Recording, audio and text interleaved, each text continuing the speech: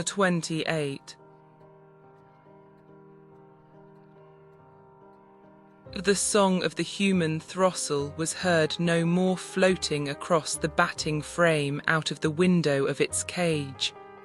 In the dreary yard on the banks of the Irk, the swish of the wands might be heard when other sounds were low, but no more snatches of melody flowed in between.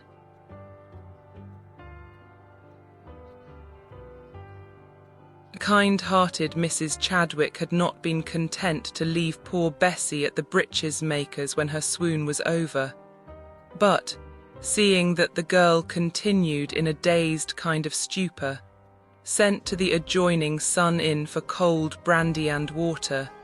To stimulate the dormant mind, Bess drank, half unconsciously, and Mrs. Chadwick, leaving her little daughter Ellen to amuse astonished Jabez, waited patiently until the young woman could collect her ideas, and not only tell where she lived,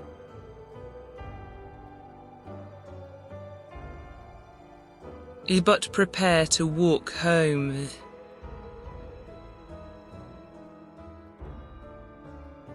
By that time the road was tolerably clear. Mrs.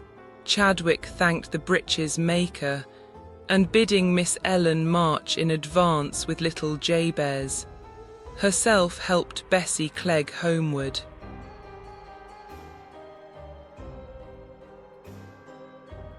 She never asked herself why or wherefore the girl had fainted, or whose the child she carried in her arms.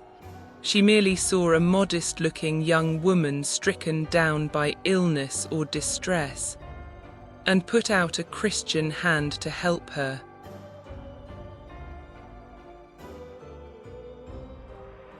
It was past Simon's dinner hour, and they found him on the lookout for the absentees. He was more bewildered than Bess when he saw her brought home pale and trembling by a stranger, whose dress and manner bespoke her superior station. Mrs. Chadwick explained, seeing that Bess was incapable.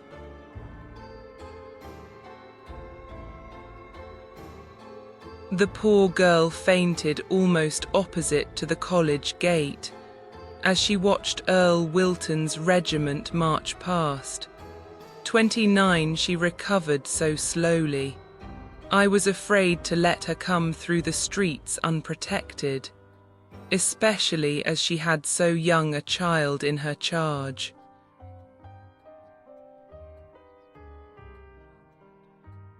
Simon thanked her, as well he might.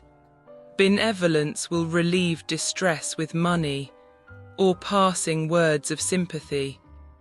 But it is not often silken skirt and satin bonnet walk through a crowded thoroughfare in close conjunction with bonnetless cotton and linsey.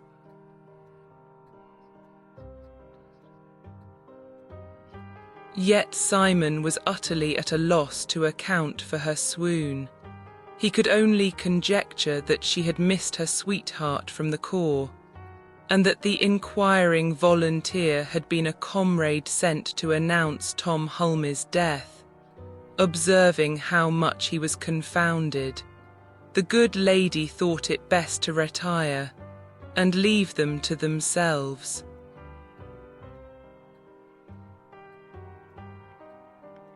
"Here comes Ellen, it is time we went home."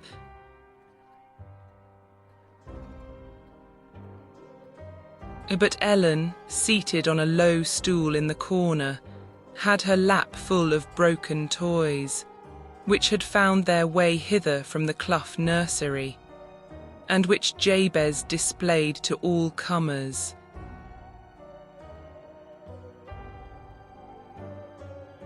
"My daughter appears wonderfully attracted to your little grandson."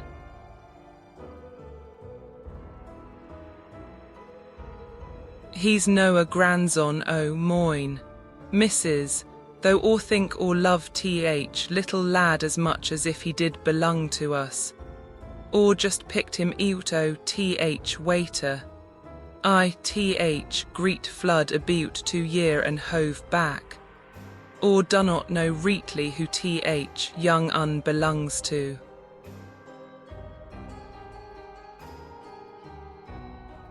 And you have kept him ever since through all the trying time of scarcity.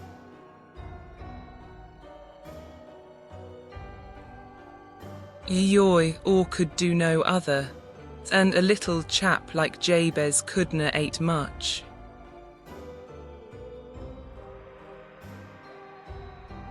It does you credit, said the lady.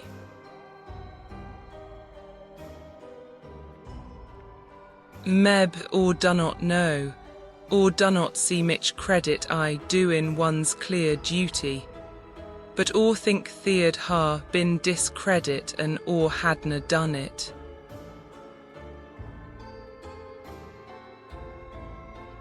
I wish everyone shared your sentiments, replied she.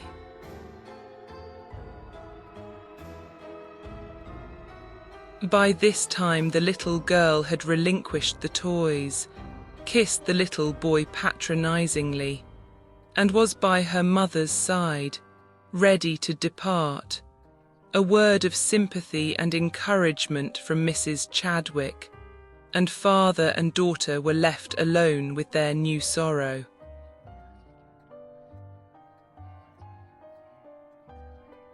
Sorely puzzled was Simon to account for Tom Hulme's strange conduct. He could only come to the conclusion that he had picked up a fresh sweetheart in Ireland, and was ashamed to show his face.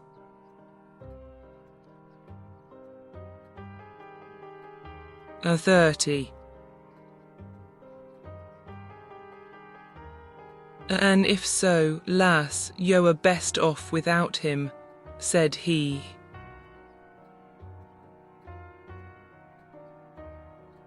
The stern, troubled look on the young volunteer's face, which Bess had seen and her father had not, he could not understand, and therefore could not credit.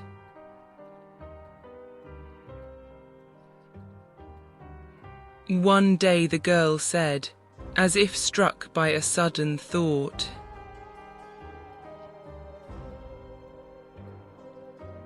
"If either or saw Tum look hard at Jabez, dun yo think as he fancied or were wed?"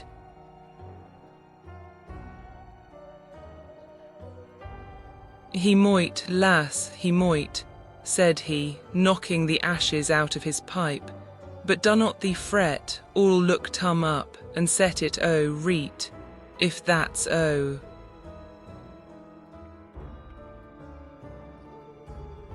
But there was no setting it right, for by that time Tom had left the corps and the town, and thenceforth Bessie's musical pipe was out of tune, and stopped utterly.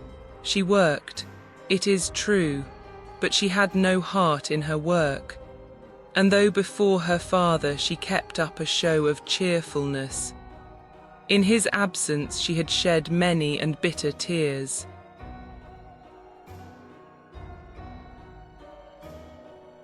The smiles and tears are among a child's earliest perceptions and experiences. Of the mother's smile in its full sense Jabez knew nothing. With all her winning ways, Bess could never supply that want, if want it could be where it was never missed, having so good a substitute, but of the change which came over her when she knew that Tom was indeed lost to her. Even the 3 years child could be sensible. He had been early taught to show a brave front when he hurt himself.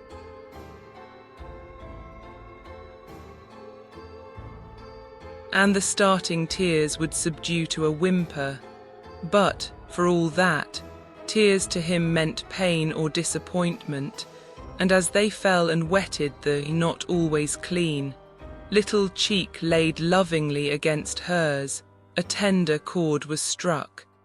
He would press his small arm tighter round her neck, and with a sympathetic "don't, Kai," bait, nestle closer, and try to kiss away the drops, which only fell the faster.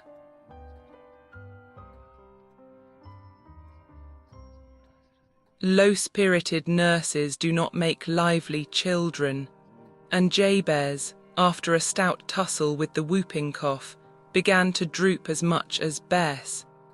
So clear-eyed Simon instituted a series of Sunday rambles for the three, in search of plants and posies to brighten their dull home, and of bloom to brighten the fading cheeks.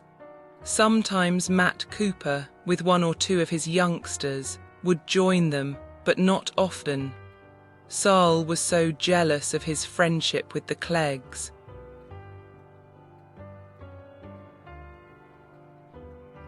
And the pleasant day was so certain to be marred by an unpleasant reception in the evening at home.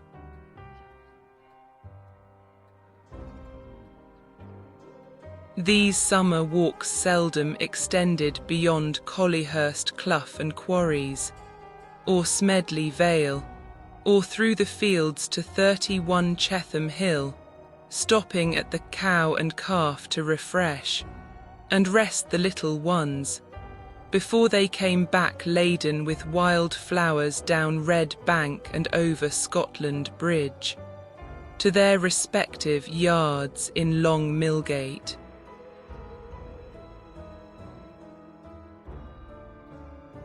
At first, whenever they took the lower road through Angel Meadow, they did their best to ferret out the parentage and connections of Jabez, hoping by their inquiries even to keep alive the memory of his marvellous deliverance, so that in case the missing father should return, there might be a mutual restoration.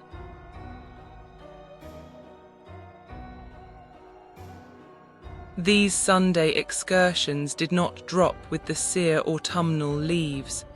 A crisp, clear day called them forth surely as sunshine had done, Jabez mounting pick-a-back on the shoulders of Simon or Matt when his little feet could no longer keep up their trot beside the bigger Cooper boys. Frames were invigorated, cheerfulness came back to face and home, and Simon, who had a deep-seated love of nature in his soul, finding her so good a physician,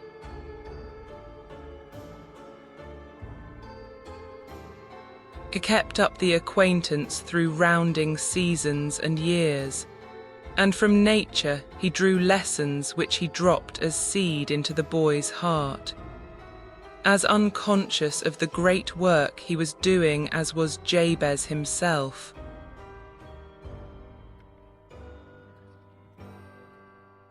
The boy throve and grew hardy.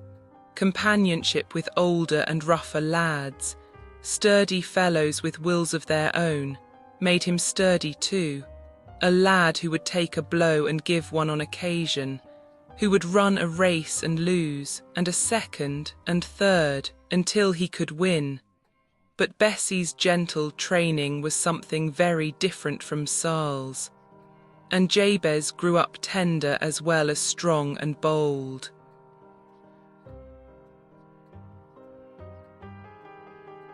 A persecuted kitten had taken refuge under Bessie's batting frame in the foundling's go-kart days, and in care for that kitten, and for a wounded brown linnet brought home one Sunday, he learned humanity. Matthew's lads were given to bird nesting, and Matt himself saw no harm in it. But when that young linnet's wing was broken in a scuffle for the nest stolen from a clump of brushwood, Simon read the robbers such a homily they had never heard in their young lives.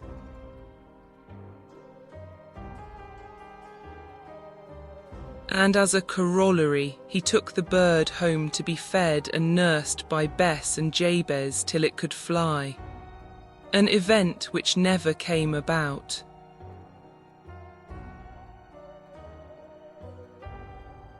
In hot weather the lads pulled off clogs and stockings. There were no trousers to turn up, the wore breeches, and waded into pools and brooks, and Jabez would be no whit behind, 32 on one of these occasions.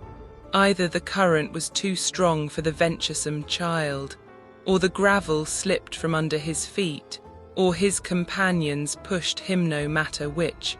But in he went, and, but for the presence of Simon, would have been drowned.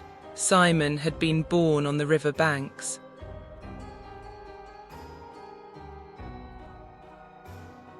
And could swim like a fish.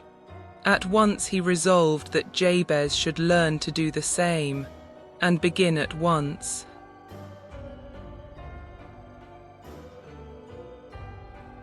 Yo see, Bess, if or hadna been there he'd a been droonded, sure as waiter's wet.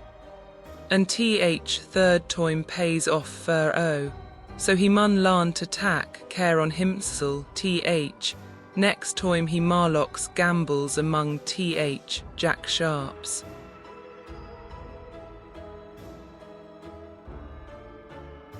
Jabez was not 6 years old when Simon Clegg gave him and the young Coopers their first lesson in swimming, in a delightful and sequestered part of Smedley Vale, where the Irk was clear and bright. He had shown them, nearer home, how a frog used its limbs, and then, after a few preliminary evolutions, to show how a man used his, took the lad on his back, and, after swimming with him a while, shook him off into the water to flounder about for himself.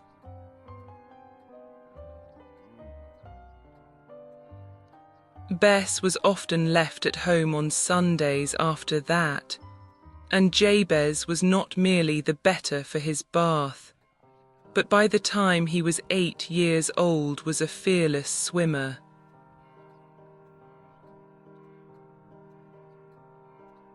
Yet, although these country rambles had become an institution, Simon Clegg never neglected his Sabbath duties.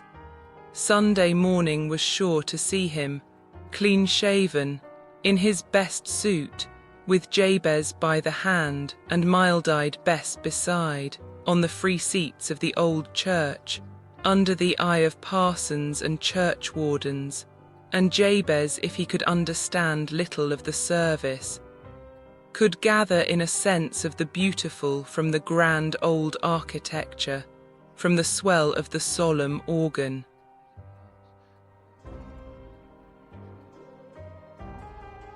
The harmonious voices of the choristers of the Bluecoat boys in the Chetham gallery over the churchwarden's pew, and of the Greencoat children farther on.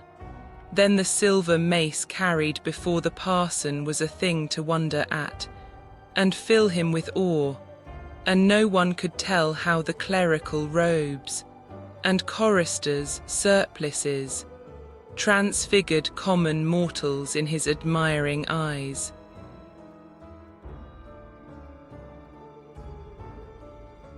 But those years of Jabez Clegg's young life had been full of history for Manchester and Europe.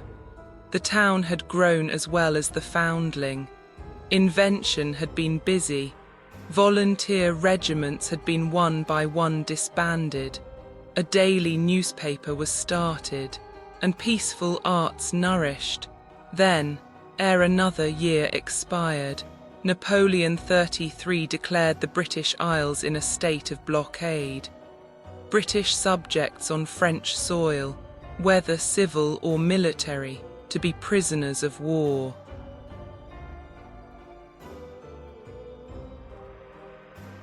British commodities lawful spoil, and so ward-handed war broke loose once more. Again Manchester rose up in arms to defend country and commerce. A loyalty fund of 22,000 was raised for the support of government.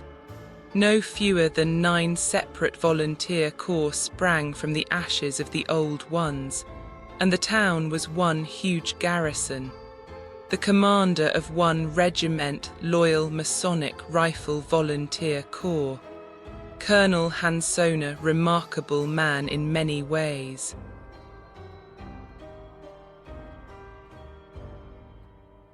was distinguished by a command from George III to appear at court in full regimentals and with his hat on.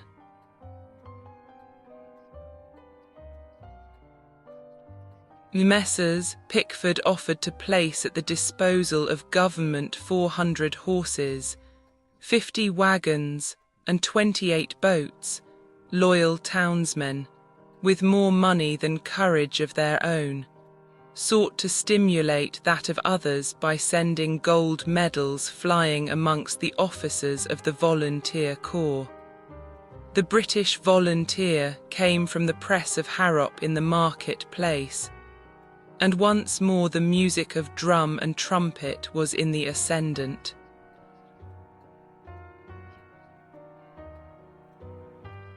To crown the whole, Manchester, which had never been called upon to entertain British royalty since Henry VII looked in upon the infant town, was visited in 1804 by Prince William, Duke of Gloucester, commander of the Northwest District, and his son, to review this Lancashire volunteer army, and the whole town was consequently in a ferment of excitement.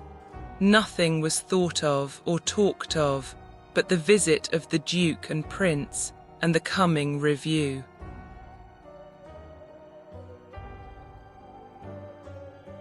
The more so as reports differed respecting the appointed site.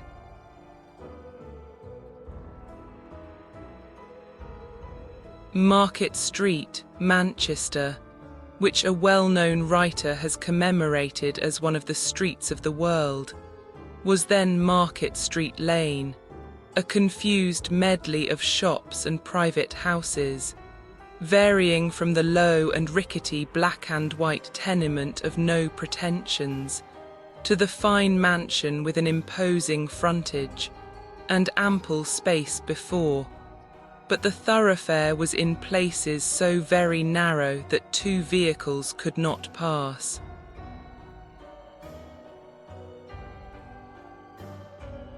And pedestrians on the footpath were compelled to take refuge in doorways from the muddy wheels which threatened damage to dainty garments, and the whole was ill-paved and worse lighted.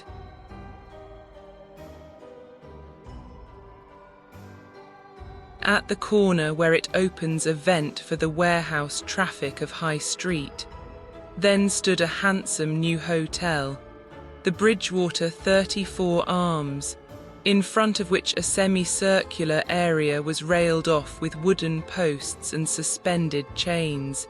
Within this area, on the bright morning of April the 12th, 2 sentinels were placed, who, marching backwards and forwards, crossed and recrossed each other in front of the hotel door.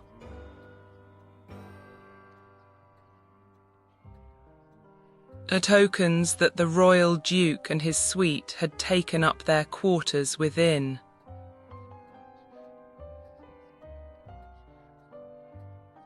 Beyond the semicircle of chained posts, mounted horsemen kept back the concourse of spectators which pressed closely on the horses' heels.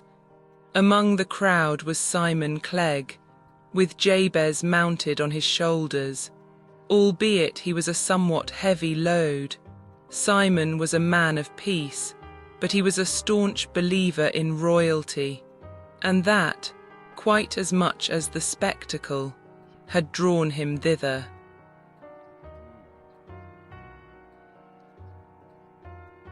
It was a mild and cheery April morn. The windows of the upper room in which sat the prince, the centre of a brilliant circle, were open, and the loyal multitude feasted their unaccustomed eyes with the sight.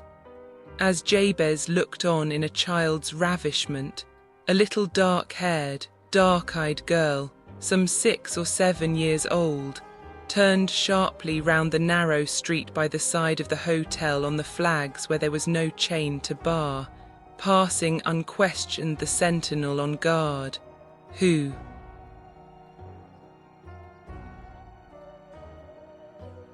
seeing only a well-dressed solitary child in white muslin, with a sash and hat ribbons of pink satin, concluded that she belonged to the hotel.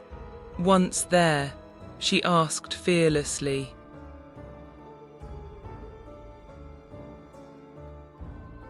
"Where is Prince William? I want Prince William."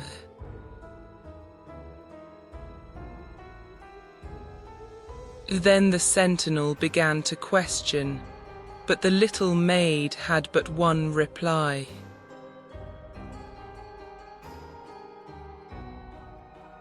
"I want Prince William."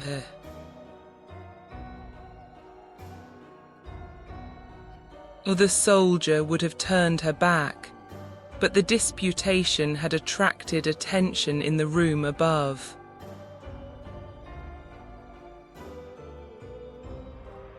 And an officer's head was thrust out.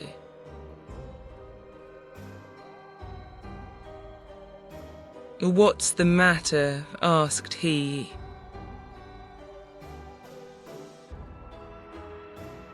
"I want to see the prince. I want to know."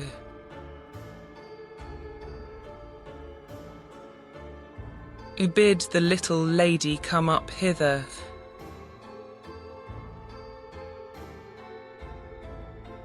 And the little lady went up, all unconscious of state etiquette or ceremonial.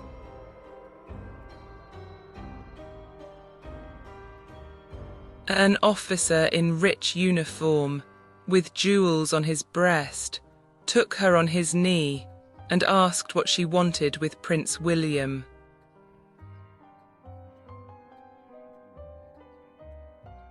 "Oh, Mamma and my aunts are wanting ever so to know if the review is going to be on Camp Field or on Sale Moor, and Aunt Ellen says it's to be in one place, and Mamma thinks it's 35 the other, and so, as I was dressed first, I just slipped out at the back door and ran here to ask Prince William himself, for I thought he would be sure to know."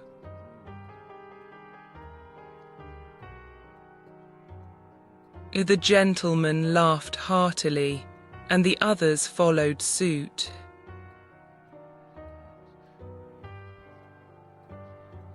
"And who is your mamma, my dear?"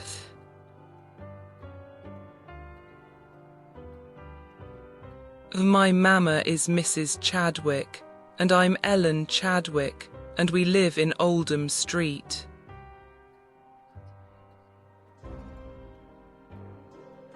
"Oh, indeed.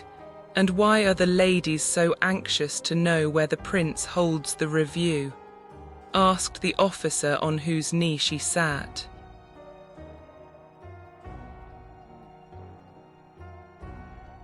"That's just it. If he reviews at Sale Moor, he will go past our house, and then we shall see all the soldiers from our own windows. Won't it be fine?"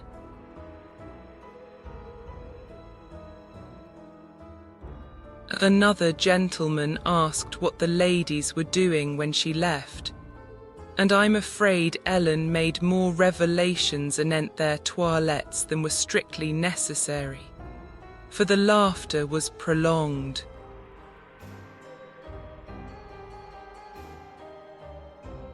She had not, however, lost sight of her self-imposed mission. Struggling from her seat, she said,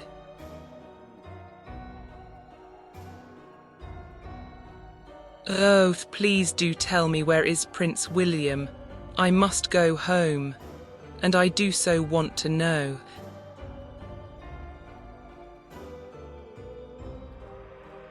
"Tell your mamma, Miss Ellen," said he, smiling, "that the prince will review at Sale Moor, and take this, my dear, for yourself," putting a shilling. Shillings at that time were perfectly plain from overlong use, in her hand.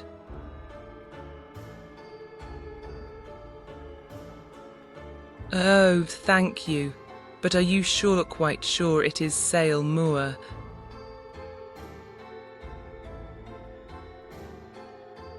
Quite sure.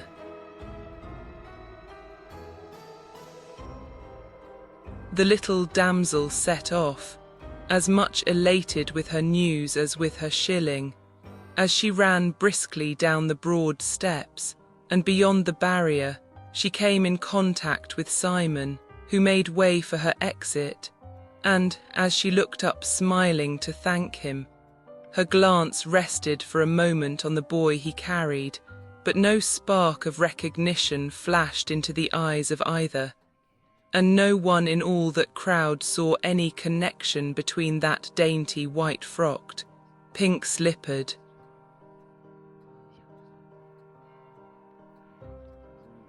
a pink-sashed miss, and the rough lad in the patched suit, a clough's cast-off and wooden clogs.